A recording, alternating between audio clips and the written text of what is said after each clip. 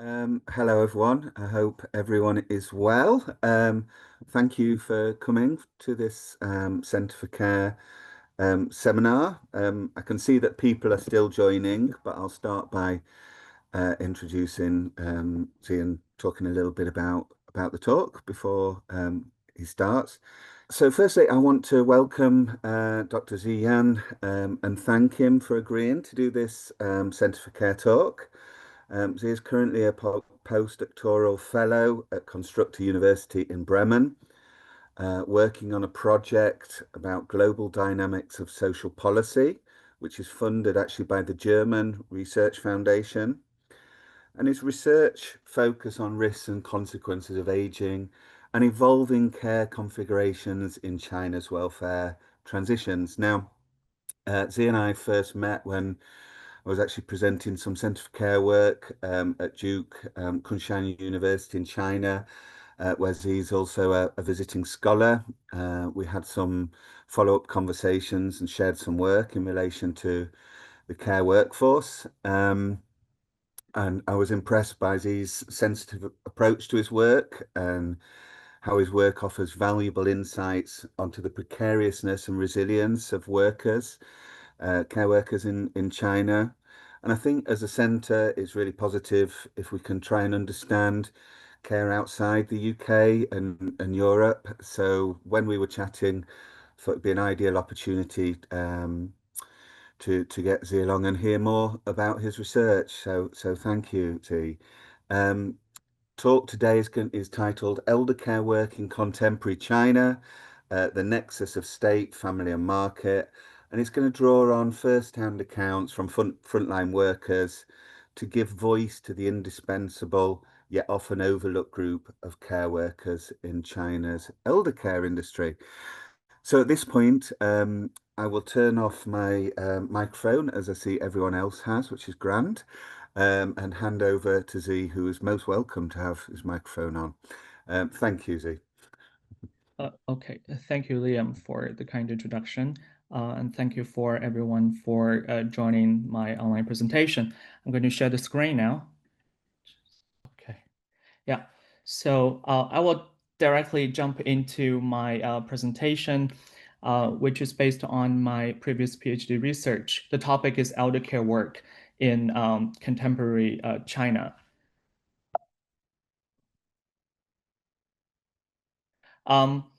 What I'm going to do in this presentation, half an hour-ish, I'm going to briefly introduce you the context of aging in China and the research questions that I'm trying to address in the study.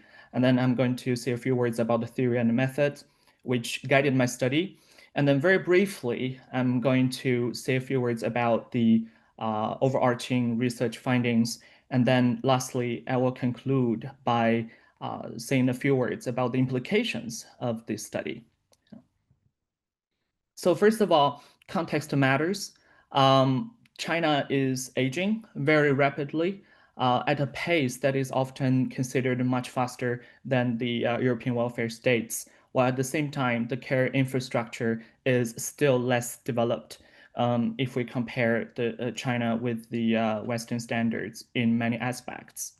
So if we look at the UN estimation, the population in China aged 65 years and older is going to be almost 26% of China's whole population in 2020. And if you look at those who are even older, those aged 80 years and older, the percentage would be 8.2% of China's population in 2050.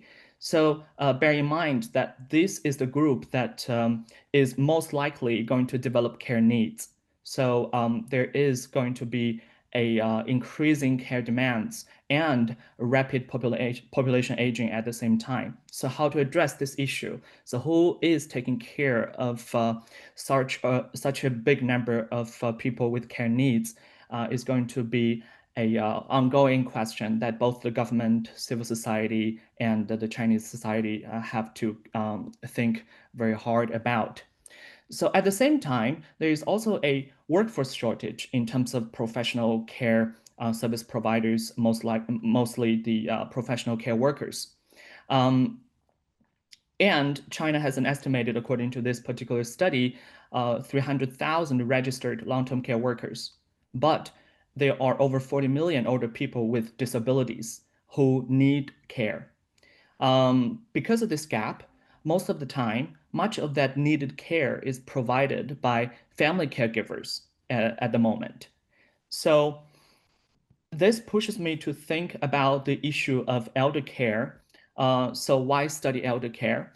My approach is more problem and puzzle driven. Before I even decided to focus on this particular issue, I was already doing some field research, field trips to China, just walking on the street of China and try to discover what is worth investigating. And here, I would like to show you some of the photos that I took when I was in China, in the public space, on the streets. This picture shows you the larger Chinese characters here. Actually, it's a Chinese proverb. It means of 100 virtues, filial piety comes first. And underneath is a photo where there's a grandpa sitting there and the grandchild stands next to him. Similarly, there is another picture that I want to show you. This is in the public space next to the main entrance of subway stop in a central Chinese city that I did part of my field work. Similarly, there is a picture here. You see you see the little boy taking care of the father, and the father washing the feet of the grandfather. So there is a very clear intergenerational transfer of care implicated in this picture. And next to it, the very large Chinese character is filial piety, or xiao in Chinese. And next to it, the Chinese characters, they are saying Chinese spirit, Chinese image, Chinese culture, and Chinese expression. So there's really a very heavy emphasis, at least from the perspective of the government, to highlight the role of family in terms of providing care. Yeah. So, but at the same time, we can also observe in recent years a growing trend of the development of institutional elder care facilities, nursing homes, and professional care providers at the same time. So this seems to be like there seems to be some kind of built-in tension.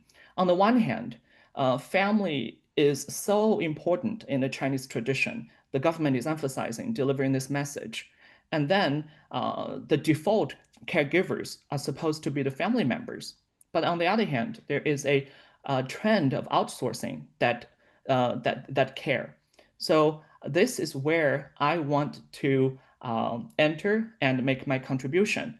Existing studies have focused a lot on, for example, the discussion of older people themselves and also the family members, and the negotiation of the process of institutionalization in the Chinese context. Relatively less research has focused on the role of care workers in this highly contested and morally debatable caregiving context. So this is where I want to make my contribution by focusing on the service delivery, that is, who is providing care, the group of professional care workers.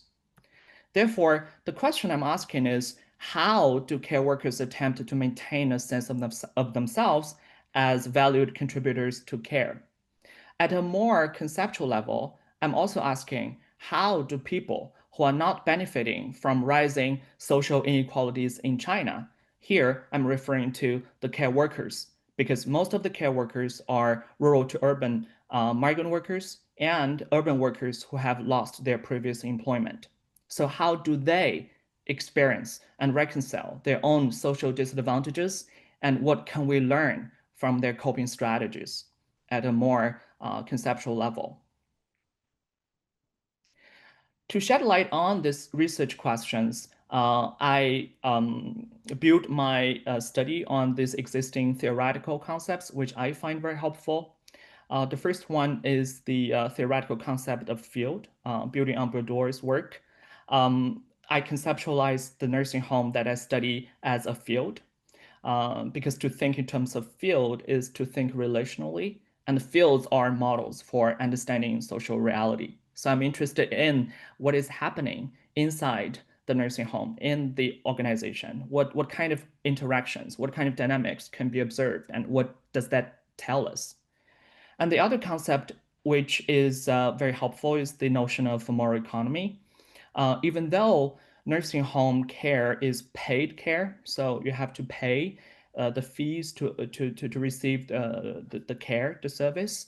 Um, it is highly contested in terms of moral norms and emotions. So I think moral economy has the potential to guide my study because it looks at the moral norms and sentiments that structure and influence economic practices and the way in which these are reinforced, compromised, and or overridden by economic pressures. And the third very helpful notion is the idea of emotion work and emotional labor, which is often invoked when it comes to the study of care work or dirty work or work of or work being stigmatized. But the contribution that I try to make here in terms of emotion work is that I want to add additional layer from the Chinese context, which I will come back to when I introduce you the research results. In terms of methodology, so how I did the study, it is designed as a qualitative inquiry. And throughout the several years from 2018 to 2019, right before COVID started, I was able to conduct field work in different nursing homes in different types in different areas of China. In total, if you look at the map that I put there, the marked areas are the provinces that that I've been to and visited the nursing homes there. This include east area of China, northeast, central, and southwest China. So for the purpose of this presentation, I'm going to only focusing on the one particular nursing home that I did most of my field work in central China. It is a government-sponsored nursing home or a public nursing home, if you will. And in this particular nursing home, I did both interviews and participant observations. I held very intensive conversations with primarily 20 care workers. In addition to that, I've also observed what the interactions care workers have with different other care stakeholders, including family members and the older residents who live in the nursing home. And so I also shadowed their work and I helped out whenever appropriate. So just really trying to get a sense of what it is like to be in that particular care context. And the analysis is very interpretive. So next I'm going to show you the overarching framework of the results. By presenting you this diagram, I want to give you an idea of who is involved and how I structure the study. If we start from the role of the state, as I introduced you earlier, the state has a very heavy emphasis on the family obligation to providing care. And then at the same time, the state is also steering the development of eldercare industry in China for economic purposes. So for family members, if you're able, then they have to search for market solutions to provide care if they cannot do that themselves. And then we move to the core here, that is the caregiving. This is the field of the nursing home care context. So for the nursing home, it is managing and providing the care, and the care is provided by the care workers, of course, and then other care stakeholders, including the older adults who live there, and the family members who would often, well, who would sometimes go visit their institutionalized parents. And the core idea here is that they're all trying to provide the so-called good care to the care recipients, the older adults here. Now I'm going to go a little bit in depth of the different frameworks of meaning making that care workers invoke when they make sense of what they are doing. The first framework is the framework of the state. Yeah. And I want to I put the Chinese character here when Chinese people say the word state, the Chinese word is called 国家, which means 国 is the state and 家 is the family. So the two Chinese characters combined together, for Chinese people, it means the state. So there's a very family-oriented ideology here, and even how we talk about the player of the state. So because, as you might recall, it is a public nursing home, government-sponsored, in this particular nursing home, there's a very heavy emphasis on the moralization of care labor. For care workers, they would often portray their employer as the good employer because it is a public nursing home, so it is less profit-driven compared with other private nursing homes. And the approach that care workers are managed is also very individualized in the sense that if care workers encounter difficulties with older residents or their family members, for example, they have experienced some unreasonable demands from the older residents, or the care managers would take a very personal approach to comfort the care workers, because the issue of workforce turnover is something most nursing homes have to face, given the challenges of doing care work. So this is what the care manager would call heart-to-heart talk. So they're really taking a very individual approach to comfort the care workers in order to stabilize the workforce, because the nursing home would have to invest a lot of energy and sometimes even human resources and financial resources to train care workers so that they're able to carry out the tasks. Certainly, they would try to maintain them as much as they possibly can. And then, because it's a government-sponsored nursing home, partly because it is a public nursing home, financial rewards from older adults or family members are strictly forbidden. So care workers are not allowed to take money from the care recipients or family members, even if they want to show gratitude, appreciation for the care they receive. So what they do instead is more symbolic. I'm going to show you the picture that I took from the field site. So this is the office of the care manager's, the inside of the care manager's office. And on the wall, it's hanging all these nice banners. And these are all from the family members of the older adults. Basically, what is written on these banners are things like, for example, a loving care, and the nursing home is more than family members. Yeah, so good management, caring service, and this is a home of love and care. So this type of praise, appreciation. So this is how they show appreciation when financial reward is prohibited. So this is really at a symbolic level, but this is how people can show gratitude to public institutions when there is no other ways to do so. Yeah. The other framework of meaning making is the framework of family. As I introduced, family is so heavily emphasized when it comes to caregiving, especially caring for the older parents. In Chinese, there is another proverb which goes like this: raising a son for elder care. So the idea is the child is partly going to fulfill the elder care responsibility later. So family is very heavily emphasized. Even though the function of family in contemporary China today has been transformed quite a bit given demographic changes. Still, the idea, people still talk about it. Yeah. And for care workers, it's no exception.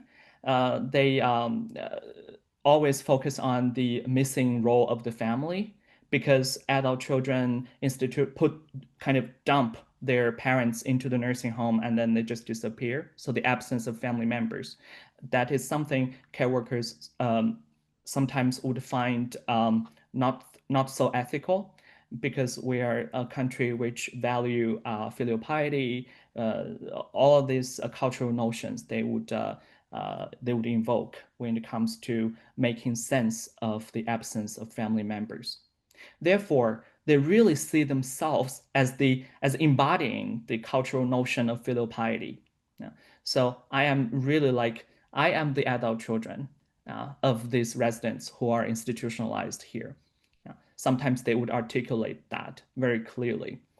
However, this is also where I want to go back to what I was saying earlier. That is the point of how is emotion work in the Chinese context different from emotion work or emotional labor that people often talk about in the West.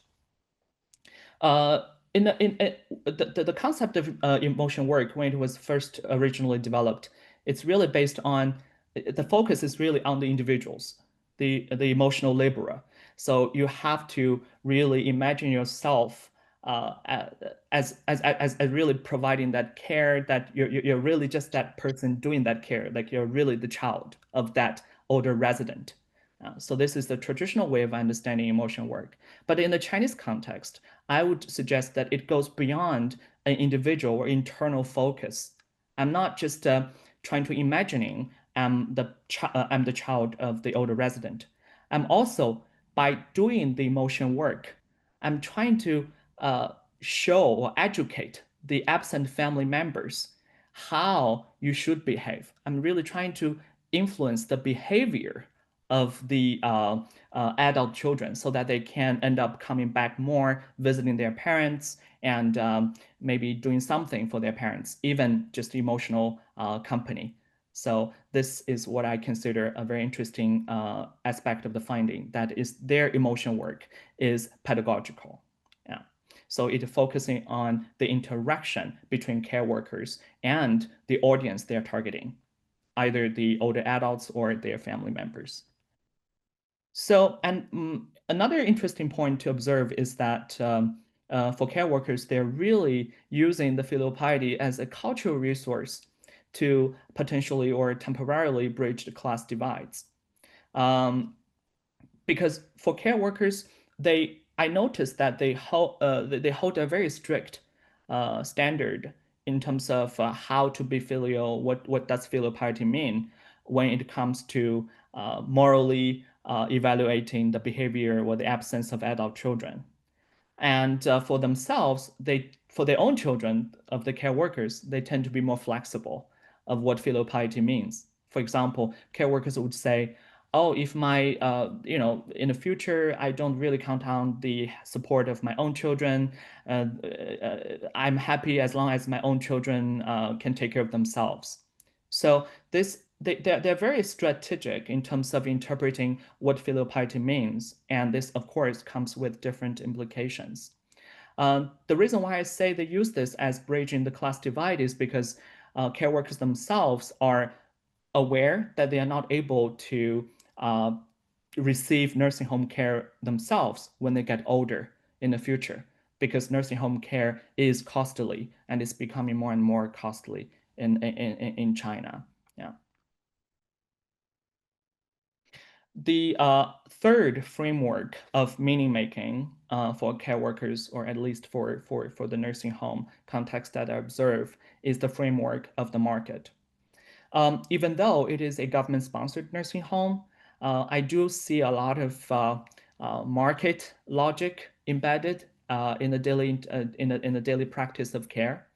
For example, the care managers would often invoke the notion of scientific management when it comes to assigning tasks to different care workers with different characteristics.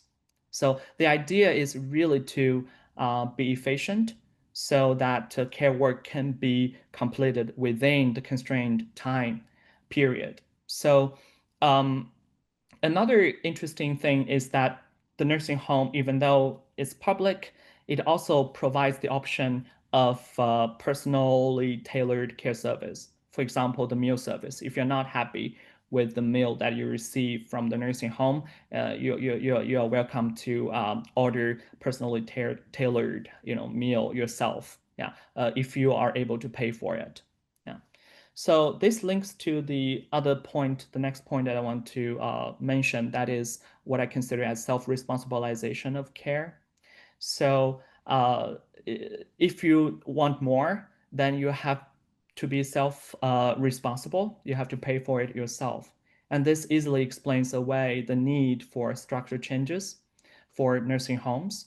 And for example, the nursing home would encourage family members to hire additionally private helpers if they think the older adults, if they think their older parents would need more attentional care, because in a nursing home everything is routinized, so it's very specific who is responsible for you, which care worker, but each care worker is taking care of multiple older residents. So it's challenging to implement this person-centered care. Yeah. I just gave you one example. For example, there is this retired university professor living in a nursing home, and he is able to hire a private helper, accompany him to walk out of the nursing home, for example, on nice weather days and to enjoy some sunshine. Because for the nursing home, it is an institution. The logic is very simple. They want to ensure that the priority is the safety of the older residents. So they would not let the older residents, especially with disabilities, to go out on their own. And so then they would need additional help. And so this type of self-responsibilization of care actually creates the care divides between wealthy families and not so wealthy families. Yeah. And care then becomes a personal responsibility.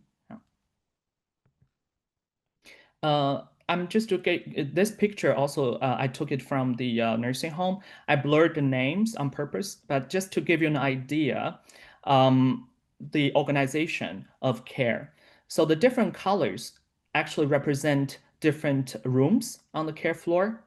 And you can see here that for each room, there are different types of rooms. Some rooms are for 4 residents, some are for 8. So again, depending on how much money you have, you can choose what types rooms that you want to live in. And then for each room, a care worker is assigned to take care of the residents in these rooms during the one for day shift and the other for night shift. So this kind of it's the responsibility from the perspective of the nursing home is also very clear. So care worker A is responsible for room A, right? And then it's also easier later for them to finger pointing whose responsibility it is if care incidents occur.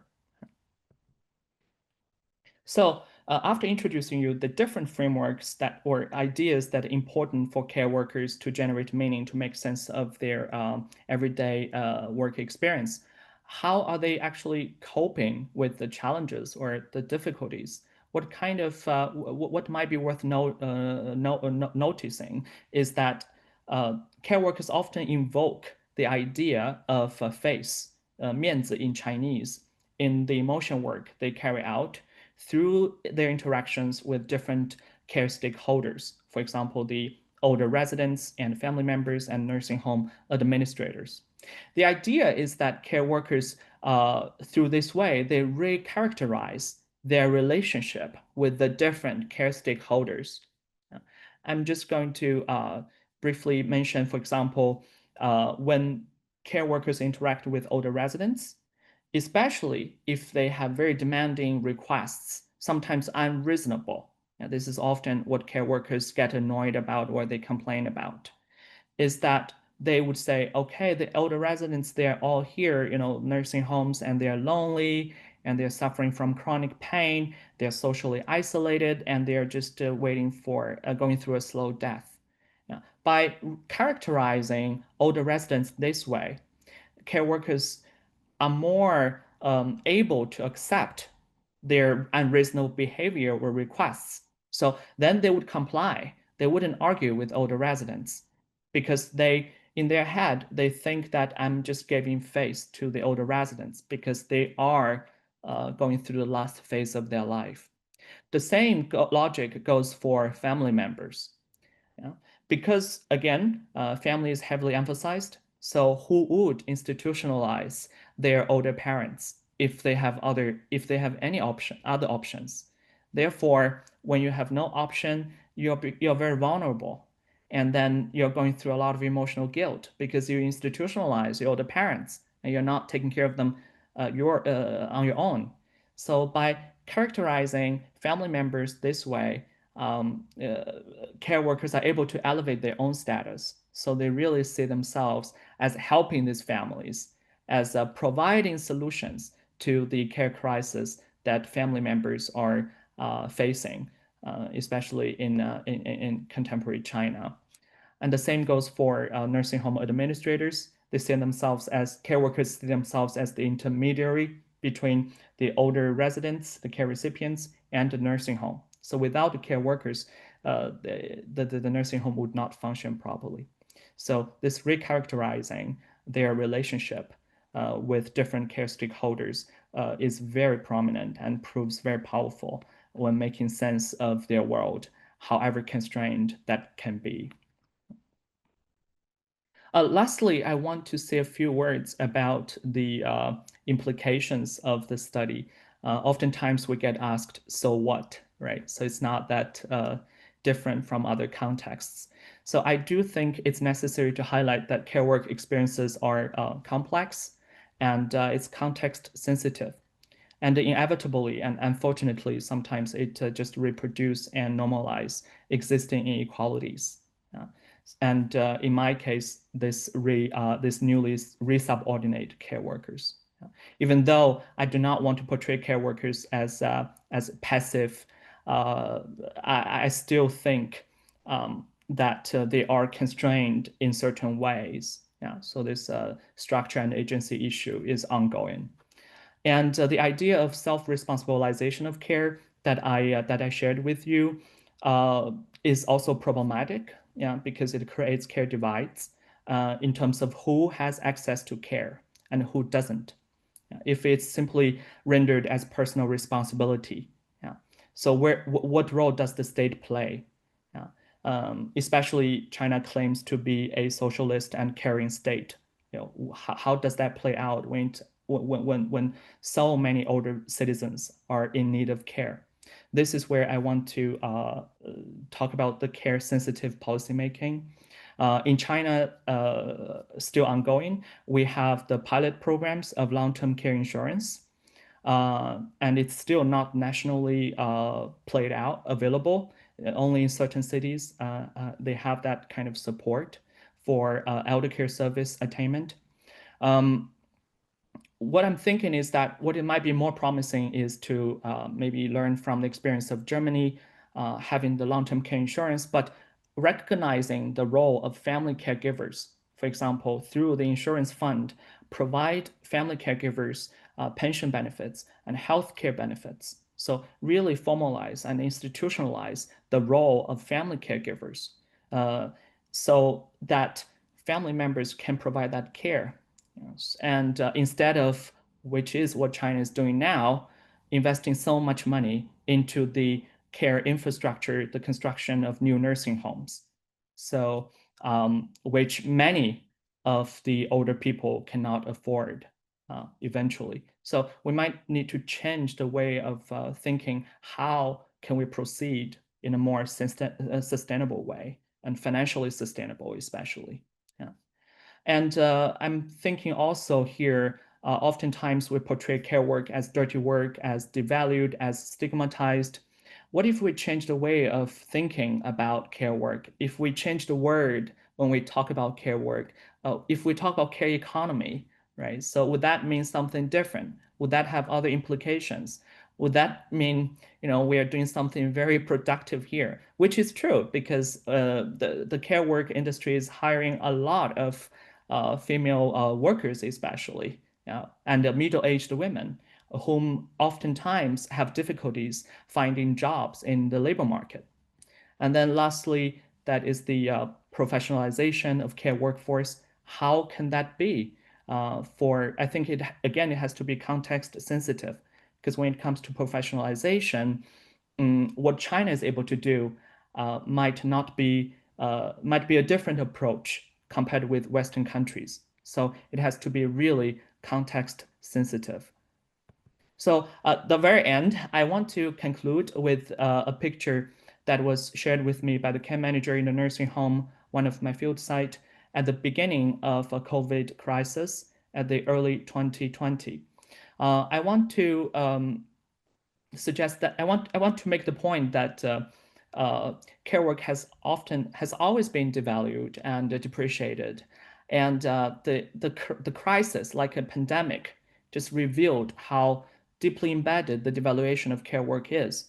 However, at the same time, when crises do happen, the care workers are always at the front line, providing that care, even putting their own lives at risk, not knowing what might happen. Do bear in mind, this is like early 2020. Everybody was so scared and they didn't know, and they only had the very simple masks.